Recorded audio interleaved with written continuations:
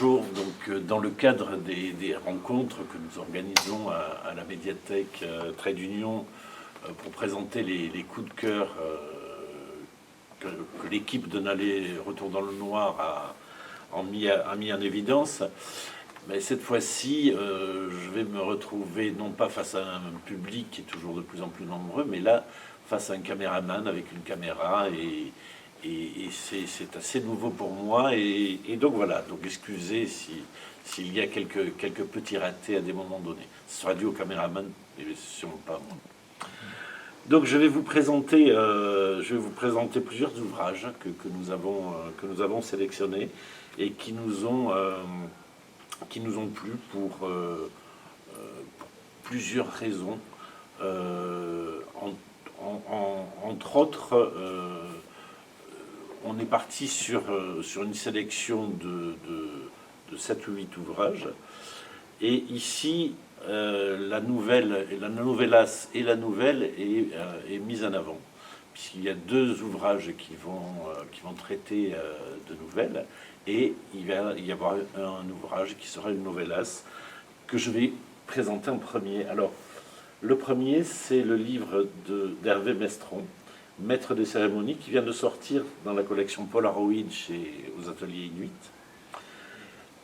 Donc c'est une collection que vous connaissez bien, surtout qu'il y a eu un prix, le prix Polaroid, qui a été décerné l'an dernier, en 2020, dans le cadre de l'aller-retour.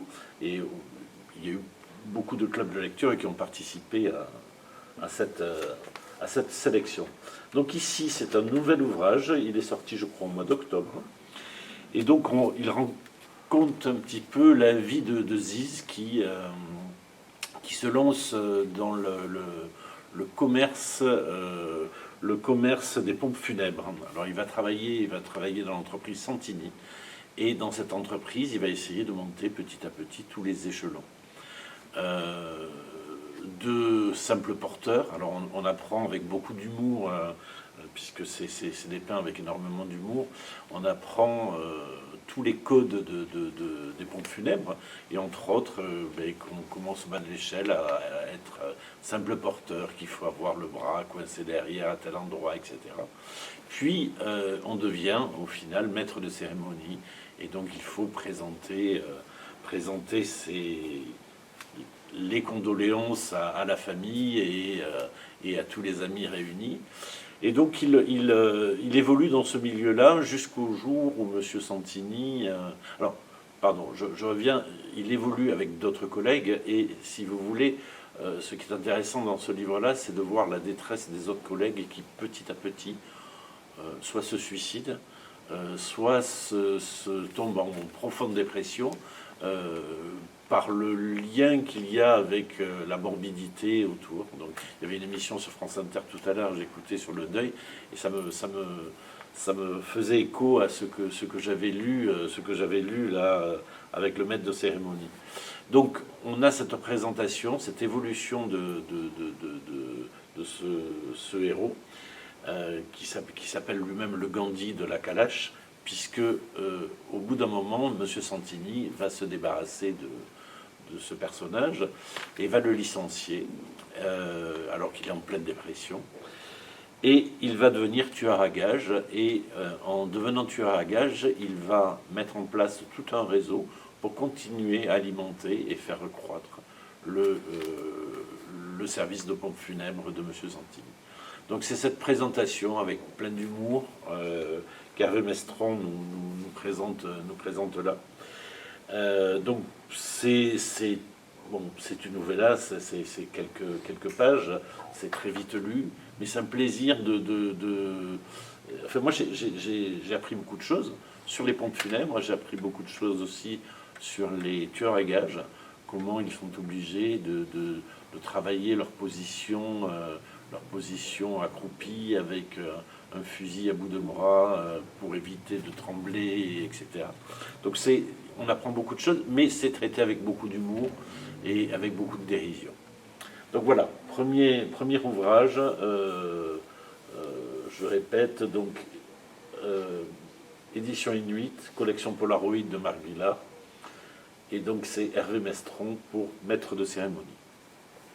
On va rester dans les nouvelles, et on va évoquer quelqu'un qui n'est pas étranger à l'aller-retour dans le noir, qui s'appelle Yann Lespoux. Alors Yann Lespoux est là depuis... nous accompagne depuis au moins 10 ans au niveau de l'aller-retour, puisqu'il a un blog, c'est un blogueur émérite sur tout ce qui est littérature noire et policière. Il intervient souvent en modération dans le cadre de l'aller-retour. Et il a commis un premier ouvrage ici. C'est la première fois qu'il écrit. C'est un ouvrage qui est édité chez Agulot avec une nouvelle collection. Agulot, maison locale aussi. On avait Inuit, on est sur du local, et Agulot, une maison d'édition bordelaise, et qui met en place une nouvelle collection qui s'appelle l'Agulot Court. Et donc Yann Lespoux est le premier auteur qui intervient sur cette collection. Alors, il y a une préface, une très belle préface d'Hervé Lecor que nous connaissons aussi et que nous apprécions. Et donc, Yann Lespoux, par le biais de nouvelles, va intervenir de façon très poétique sur le Médoc, où il a vécu enfant, et il va nous brosser. Alors il y a à peu près une trentaine de nouvelles. Elles ont toutes des tailles très très différentes. Donc il y en a qui sont très très courtes, qui sont sur une page. Et il le fait merveilleusement bien, parce que c'est toujours très difficile d'écrire court. Et il le fait superbement. Donc Yann nous raconte par ces différentes nouvelles, raconte l'histoire de son Médoc d'enfant. Et le regard qu'il y porte aujourd'hui. Il y a un élément à un moment donné sur une des nouvelles que j'ai trouvé très fort. Il dit: le premier noyer de la saison, c'est un peu comme l'ouverture de la cabane à chichi, la première grosse pousse de cèpe ou la première gelée. Ça rythme l'année. Et c'est tout à fait ça, c'est-à-dire qu'il va nous raconter, au fil de ces nouvelles, des tranches de vie qu'il a saisi au vol, qui sont souvent noires, qui sont souvent dures, mais qui sont pleines de poésie.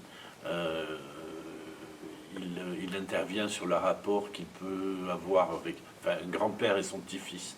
Alors, je ne l'ai pas encore interrogé pour savoir si c'était vraiment si c'était son histoire à lui, mais vu la tendresse qu'il y met, ça ne m'étonnerait pas.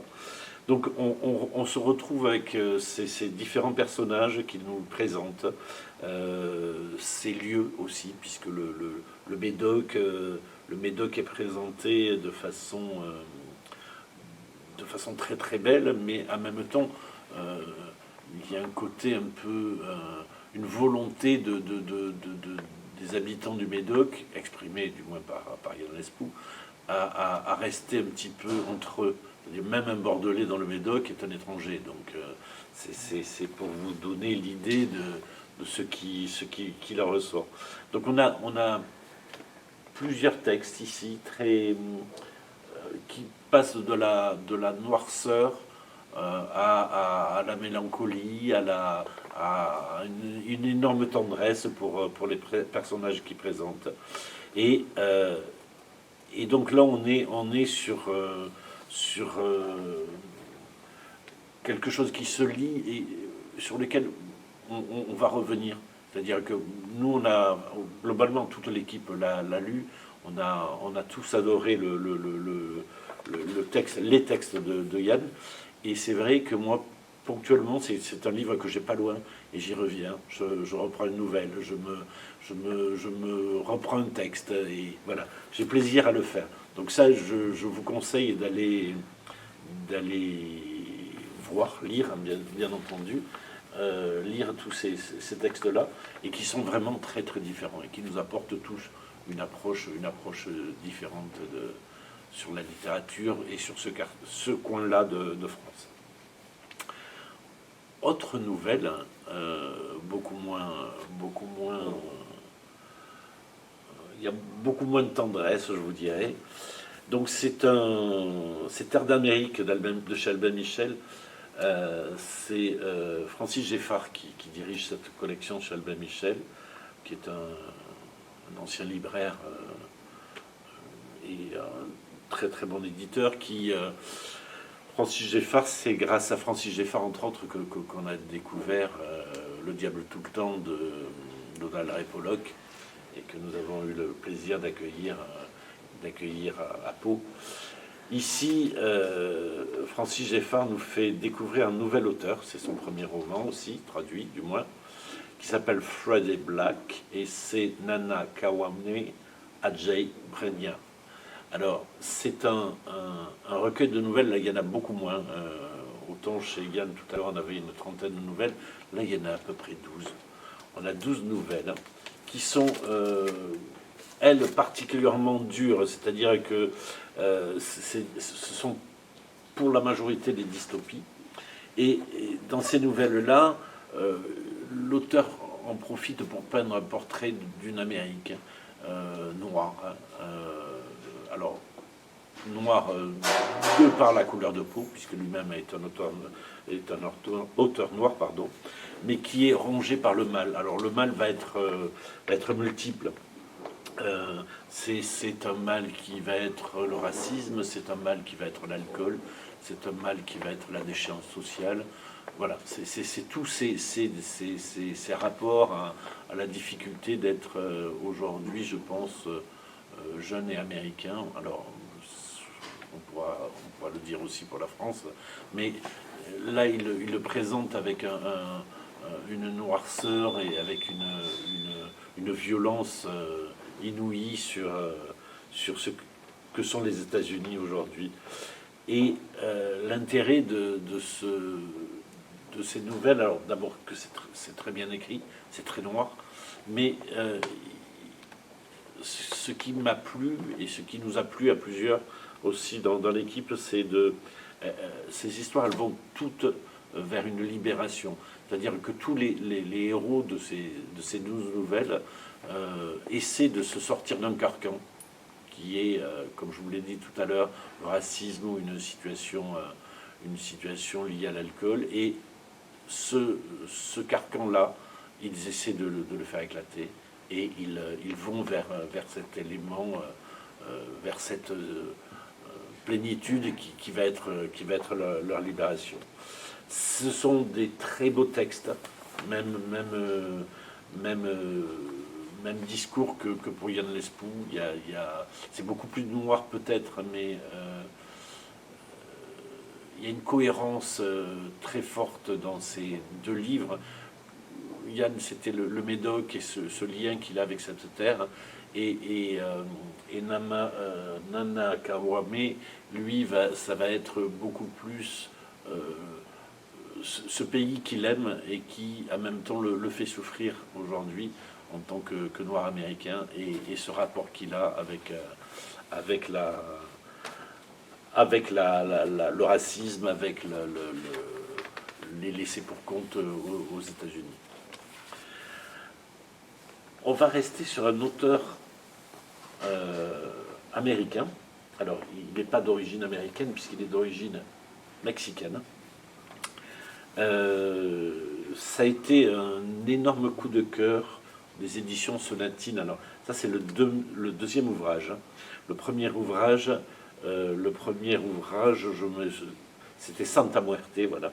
Le premier ouvrage s'appelle Santa Muerte. Il a été édité il y a 2 ans aux éditions Sonatine. Et l'auteur, c'est Gabino Iglesias. Alors, énorme coup de cœur. Ce sont des livres assez courts qui se lisent très rapidement. Et il y a une beauté dans l'écriture ici. Donc ici, ça se passe... les Lamentations du Coyote se passent à la frontière entre le Mexique et les États-Unis. Et le coyote est donc un personnage qui essaie de faire passer donc des jeunes ados, des jeunes du moins, du Mexique aux États-Unis. Et il essaie de les faire passer il y a des scènes assez folles où il va les frapper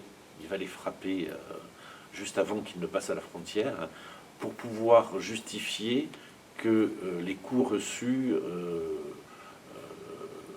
enfin, les coups reçus justifient le fait de passer aux États-Unis parce que au Mexique, il serait en danger de mort, et aux États-Unis, les États-Unis va les libérer de ce danger-là. Donc, on a ce coyote-là qui est ce personnage un petit peu fou et qui est avec... Il est très violent, mais c'est une violence faite avec tendresse, c'est ce qui est... Et donc, c'est la vie un petit peu... On rencontre la vie de tous ces damnés, tous ces jeunes qui essaient de passer du Mexique aux États-Unis. Et globalement, en très peu de pages, il brosse un portrait où le pire de l'homme est présent. Et donc c'est quelque chose qui est très très violent, très dur, mais où l'amour, la beauté des choses, il arrive à nous faire frissonner lors de scènes de violence où il tabasse des gamins, mais en même temps, il nous dépeint un buisson à côté qui nous... Voilà, on se sent bien à côté de ce buisson. Donc on a ce parallèle-là qui est un petit peu fou, mais globalement, c'est un énorme coup de cœur de lecteur que moi j'ai eu, mais d'autres aussi dans l'équipe, et qui nous présente vraiment avec ces mots ce qu'est la situation à la frontière mexicaine. Alors, le mur est arrêté avec les élections, mais il y a quand même une frontière, et cette frontière-là est difficile à gérer. D'un côté, on a la misère, et de l'autre, la folie des États-Unis et le bien vivre des États-Unis, avec ce que, si je fais un rapport avec Black Friday, avec la difficulté que le leurre que représente cette pseudo richesse des États-Unis. On va, je ne mesure pas le temps, donc je ne sais pas si je vais trop vite, pas trop vite. On va passer à un autre texte qui a été une grande découverte. Alors moi j'ai découvert cet auteur avec ce texte-là. Il s'appelle Barry Graham. Il est édité aux éditions Tusitala. Alors, on a déjà présenté des auteurs des éditions Tusitala, puisque on avait présenté, ça y est, Dandy, c'était Richard Kraviec, voilà. Richard Kraviec avait été présenté, on avait aimé, il y a 2 ouvrages de Richard Kraviec qui avaient été traduits aux éditions Tusitala, et il était venu pour un aller-retour dans le noir. Là, c'est un auteur écossais qui vit à Glasgow, qui est parti vivre aux États-Unis pendant très longtemps, et qui est depuis revenu en Écosse, et qui est en parallèle de son travail d'auteur, qui est moine bouddhiste. Donc il y a un écart, il y a quelque chose d'intéressant, je pense dans ce rapport avec l'écriture. Donc il a écrit un texte ici qui s'appelle Le Champion nu. Et le premier ouvrage traduit aux éditions Tusitala, que j'ai lu moi en second, c'était Le Livre de l'Homme. Le Champion nu, si vous voulez, ça raconte l'histoire de Billy, qui est un ancien boxeur et qui aujourd'hui est devenu journaliste. Et il va quitter, il va rejoindre, il ne peut pas quitter, il va rejoindre la ville d'Édimbourg, puisque à Édimbourg, il va y avoir un combat de boxe où son ami Ricky Malone va combattre pour le titre de champion du monde des poids légers. Et donc Billy nous amène dans ce monde-là, ce milieu-là de la boxe, avec un rapport, avec une écriture très, très ciselé à chaque fois. Les phrases sont courtes, mais il nous amène en peu de mots à la totalité, à avoir au moins la totalité du rapport, des images, des sentiments qu'il souhaite présenter. Et si vous voulez, le livre, qui est relativement court, raconte ces quelques jours et nous présente ce journaliste face au bilan qu'il fait de sa vie aujourd'hui.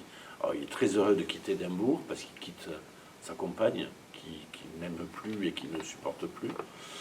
Mais il quitte aussi sa voisine pour qui il a eu un coup de cœur et il ne sait pas comment faire évoluer cette histoire et se pose la question, est-ce que c'est l'histoire qu'il me faut aujourd'hui?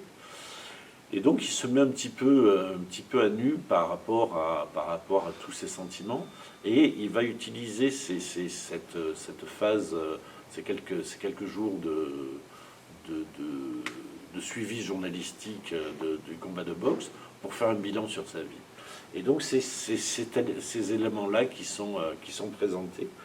Alors c'est, à mon goût, merveilleusement bien écrit. C'est tout ce que j'aime moi dans la littérature noire, c'est-à-dire que on est sur des sentiments humains profonds, on est sur de la noirceur, mais bon, il y a quand même ici, il y a quand même un avenir, il y a quelque chose qui ressort. J'aurais tendance à être souvent sans rédemption. Là, on a une vie qui va continuer parce que Billy va continuer. Donc, et sa vie continue et les choix qu'il va mettre en place lors de cette période de réflexion vont l'aider à continuer à vivre et à évoluer, faire les choix de vie qu'il a envie. C'est un très très beau texte. C'est un texte qui nous touche, qui nous a beaucoup touché à plusieurs dans l'équipe. Et donc, je vous engage vraiment à découvrir d'abord ces éditions Tusitala qui sont... alors, elles ont été créées par Michael Demetz et une autre associée. Et Mika a toujours trouvé des textes superbes. Donc vous avez vraiment des textes magnifiques dans cette maison d'édition. N'hésitez pas à découvrir leur travail de recherche. Entre autres, il y a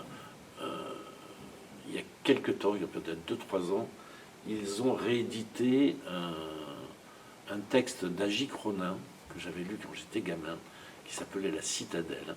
Et ça a été un plaisir de retrouver ce texte-là. Voilà, ils font tout un travail que je trouve vraiment bien fait et passionnant.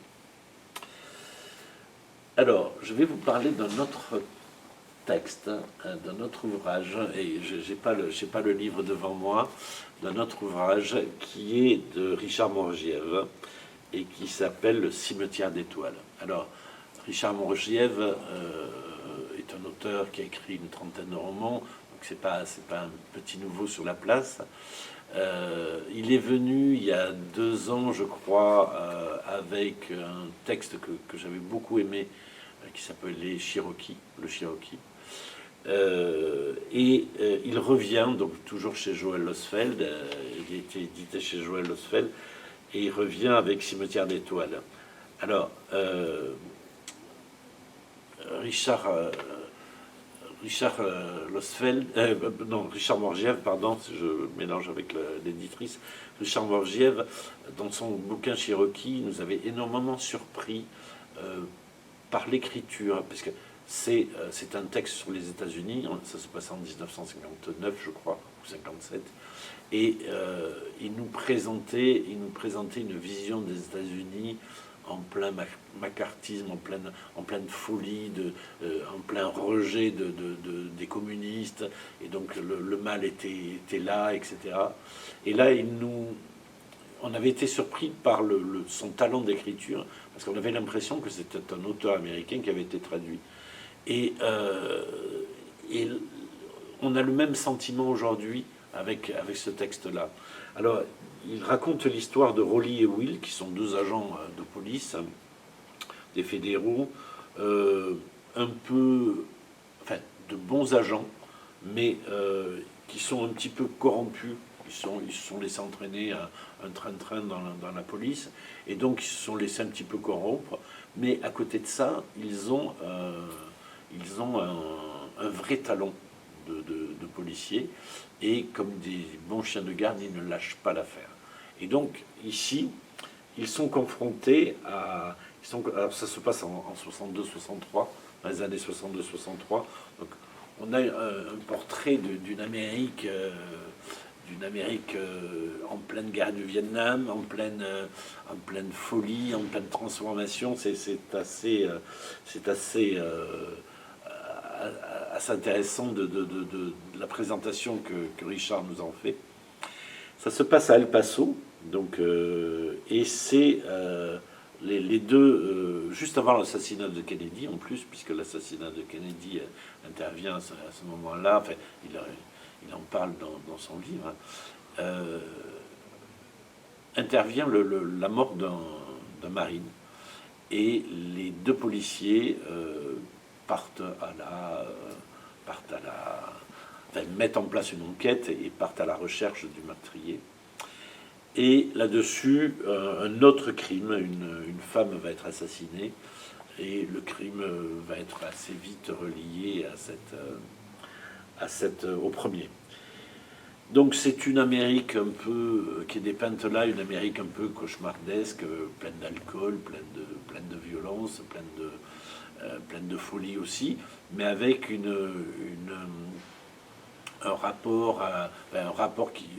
un écart qui se fait entre une jeunesse qui est farouchement contre la guerre du Vietnam et qui l'a subie, et une génération un peu plus âgée qui, elle, va essayer de préserver un certain nombre d'éléments pour que leur vie continue dans un train-train qu'ils ont mis en place. Et on se retrouve avec ces différents personnages. Mais si vous voulez, ce qui est intéressant, et c'était le cas déjà dans le Cherokee, c'est comment un auteur français a ce rapport et cette écriture-là sur une Amérique, et nous présente. Et alors, même les Américains, en le lisant, le disent, hein, c'est vraiment... c'est un auteur américain, Richard Morgiev. Donc il est dans ce rapport-là à l'Amérique, je l'aime, je la déteste, voilà. Et donc il nous brosse ici à nouveau un portrait superbe. Alors, je fais partie des gros coups de cœur de cette Amérique et de la folie que représente cette Amérique-là. Je sais que lorsqu'on avait présenté Cherokee, il y avait eu, lorsqu'on avait eu le plaisir d'avoir du public, on avait pu mettre en place un dialogue entre les différents lecteurs qui avaient lu, et il y avait des écarts assez importants. Il y a des gens qui ont adoré Cherokee, et des gens qui l'ont rejeté parce qu'ils ne sont pas du tout rentrés dans l'écriture de Richard Morgiev. Et je pense que là, ça sera la même chose, c'est-à-dire que les gens vont soit adorer ce texte-là, qui est superbe. Il y a Christine Fergnou a fait un texte dithyrambique sur Télérama, Alain Léautier a écrit dans le journal Marianne aussi. Donc c'est vraiment, il est vraiment reconnu par toute une critique. Mais après, le texte peut être déroutant, et on y adhère ou pas. Je sais que pour Cherokee, ça avait pu être un petit peu difficile. Je vais vous présenter donc ensuite un texte de Kyle Ferret, qui n'est pas un inconnu. Aussi, le dernier texte de Kyle Ferret, qui est édité aux éditions Les Arènes. Alors, Les Arènes, maison d'édition grosse maison d'édition, qui est aujourd'hui la partie Arène Noire, qui est aujourd'hui très prolixe, édite, dirigé par Aurélien Masson, et édite aujourd'hui ce texte de Caril Ferré qui s'appelle L'aide. Alors, ça se passe en Sibérie, dans une ville qui s'appelle Norilsk, et qui est la ville la plus au nord et la plus polluée au monde. Et alors, il peut faire jusqu'à moins 60 degrés, ce qui va nous ravir. Et si vous voulez, c'est alors le texte débute par un ouragan arctique, pardon, et à la fin de l'ouragan, on trouve dans les décombres un éleveur de rennes qui est là mort sur un toit, sur le toit d'un immeuble. Alors pourquoi il est venu jusque-là? Parce que les éleveurs de rennes ne sont pas dans les villes, ils sont beaucoup plus loin, mais pourquoi il est venu jusque-là? Qu'est-ce qu'il venait chercher? On ne le sait pas du tout au départ. On va découvrir petit à petit. Et si vous voulez, on connaît tous le travail de Caril Ferré. Il a travaillé en Amérique du Sud avec Mapuche, avec Paz, avec Condor. Il s'est déplacé, il a été dans ces pays-là, il a vécu dans ces pays-là. Et là, il est parti en Sibérie, il est parti dans cette ville-là pour ressentir, pour capter une âme, pour capter une humanité. Et vraiment, dans ce texte-là, moi, ce que j'adorais d'abord, c'est l'humanité que Caril nous brosse de tous ces personnages. On a énormément de personnages féminins qui sont des personnages forts, qui sont des personnages à la limite même plus forts que les personnages masculins. Et on a une volonté là de Caril de nous laisser nous attacher à ces personnages, de nous les rendre vraiment attachants. Et ça, c'est pas toujours le cas dans les textes de Caril Ferré. Et j'ai aimé cette humanité qu'il faisait transpirer à ces personnages. Donc ici, on se retrouve dans cette ville-là, donc avec Boris, qui est un flic qui a été un petit peu muté là, c'est un petit peu une sanction. Et Boris va se retrouver donc dans cette ville-là et va devoir enquêter sur cet éleveur de rennes, pardon, qui est mort. Là-dessus vont se greffer un certain nombre de meurtres supplémentaires, et tous raccordés les uns aux autres, bien entendu. Et globalement, on va avoir une peinture sociale de cette Russie, enfin de ce pays, c'est pas la Russie, mais ce pays où la violence est tout à fait justifiée et justifiable par la difficulté d'y vivre. La violence est liée à la vodka, que l'on boit tout au long du livre, et on est enivré au fur et à mesure que les héros en boivent, et on va se retrouver immergé là complètement dans cette ville. Alors il neige, il fait froid, il fait très très froid. On a facilement la tendance à récupérer un plaid à un moment donné pour se blottir un petit peu, parce que voilà, l'écriture nous ramène vers ce froid. Et donc on est là sur cette découverte et sur ces aventures de ces différents personnages.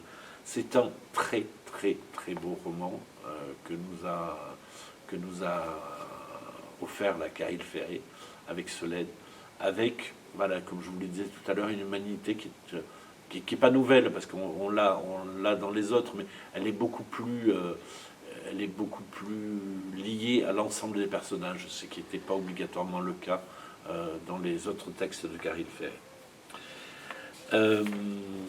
Qu'est-ce qui nous reste? Il nous reste un livre, alors, qui est le livre d'Abir Mukherjee. Alors, voilà, Abir Mukherjee, Les Princes de Sambalpur.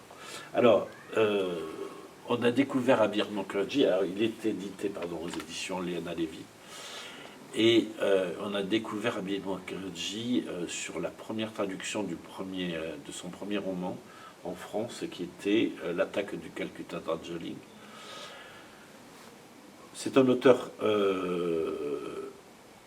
anglais d'origine indienne qui travaille dans la finance à Londres et qui, là, nous a livré 2 ouvrages. Moi, j'avais adoré le premier et j'ai vraiment beaucoup aimé le second aussi. Où on a un personnage qui est le capitaine Sam Willman, qui est un Anglais, qui est envoyé en Inde en 1915 et qui se retrouve confronté à la violence que représente l'Inde à cette époque-là, les rapports de violence entre l'occupant anglais et l'autochtone qui vit et qui essaie de se libérer de ce joug-là. Et donc on a ce rapport-là, c'est-à-dire il arrive merveilleusement à présenter l'histoire et l'historique de l'Inde à cette époque-là. Et ce roman, ce roman tout à fait classique d'une enquête, qui est juste un prétexte pour nous promener et nous amener dans l'Inde qu'il souhaite nous présenter. Alors, ce capitaine anglais est épaulé par un sergent, alors, qui s'appelle Santandria Banerjee, et qui est lui un Indien, un hindou, et qui va l'épauler dans ses enquêtes. Il était déjà présent dans le premier ouvrage, il est présent dans le second. Et ce qui est intéressant, c'est le rapport entre ces 2 hommes que tout oppose et qui arrivent à composer quand même quelque chose et qui a évolué ensemble. Ces 2 hommes, le premier chapitre, ces 2 hommes sont là et dans un véhicule avec un prince, le prince héritier de Sambalpur. Ils sont à New Delhi et ils se baladent en voiture et à ce moment-là intervient quelqu'un qui arrête la voiture et tue, sous les yeux des 2 policiers, tue le prince. Et donc ils sont confrontés à ce meurtre-là qu'ils n'ont pas pu éviter. Et ils vont utiliser le voyage à Sambalpur dans le cadre ils vont accompagner le corps du prince pour les obsèques qui vont avoir lieu là-bas. Et ils vont mener l'enquête tout en essayant de rester à leur place, puisque le Maharaja de Sambalpur ne souhaite pas non plus que les choses soient clairement affichées. Et donc, on a ce rapport-là à cette enquête, et au fur et à mesure, ils vont alors c'est un petit peu des livres à tiroir, c'est-à-dire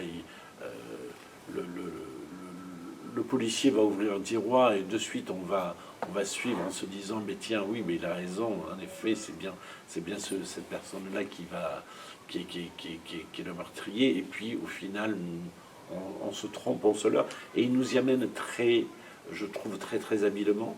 C'est léger, c'est agréable, c'est bien, et en même temps pas si léger que ça, dans le sens où on a tout un travail sur l'histoire de l'Inde à cette époque-là, la difficulté d'être un colon avec ce capitaine-là qui n'approuve pas clairement l'attitude des Anglais en Inde et qui se retrouve lui-même confronté au fait d'être anglais et donc quelque part de cautionner toutes ces brimades. Et donc voilà, on a tout ce rapport-là au polar, mais aussi à l'historique, et j'ai trouvé ça vraiment plaisant. Juste pour vous dire en l'état actuel des choses sur l'aller-retour que nous sommes en train de préparer pour le premier week-end du mois d'octobre 2021. Certains auteurs seront là, justement. Donc Amir Mukherjee sera là. Barry Graham sera là. Caril Ferret sera là, bien entendu. Yann Lespoux sera là. Et Richard Morgiev est aussi invité, sera là. Voilà. Parmi tant d'autres, puisqu'on va essayer de rattraper un petit peu le 2020 avec toutes les annulations que nous avons eues. On va rattraper avec plusieurs. Il y aura plus d'auteurs cette année, et vous le découvrirez un peu plus tard. Je vous remercie, et puis à très bientôt, et j'espère en direct et en face à face.